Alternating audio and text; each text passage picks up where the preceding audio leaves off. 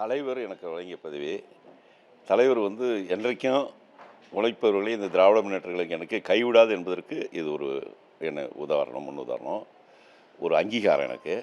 2வது எப்பவும் தலைவர் வழி நின்று என்னை எப்படி எதிர்பார்ப்பாரோ, அதேபோல் இந்த தமிழகத்தினுடைய உரிமையை மீட்பதற்கு தலைவர் என்ன வழிகாட்டுறாரோ, அந்த வழி நின்று நிச்சயமாக நடப்பேன். அப்படித்தான் ஒரு 40 ஆண்டு காலம் நடந்து கொண்டிருக்கின்றேன். என்றைக்கும் தலைவர் வழிதான் என் வழி. மாநிலங்களில் உங்களுக்கு குரல் எப்படி ஒலிக்கும்? தலைவர் எப்படி சொல்லுவாரோ அந்த குரல் அங்கே ஒலிக்கும். தலைவருடைய கருத்து ஒலிக்கும்.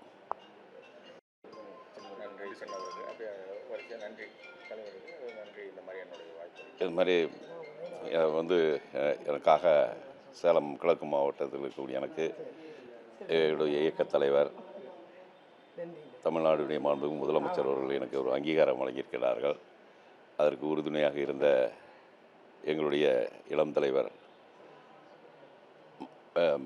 துணை முதல்வர் அவர்களுக்கும், எங்களுடைய இயக்கத் தலைவர் மாண்புமிகு முதல்வர்களுக்கும், என்னுடைய சார்பாகவும், எங்களுடைய குடும்பத்தார் சார்பாகவும், ஏன் இன்னும் ஒருபடி மேலே சென்றால் சேலம் மாவட்டத்தில் இருக்கக்கூடிய திராவிட முன்னேற்ற கழகத்தினுடைய அனைத்து தொண்டர்களுடைய சார்பாகவும் நன்றி தெரிவித்துக் கொள்கிறேன்.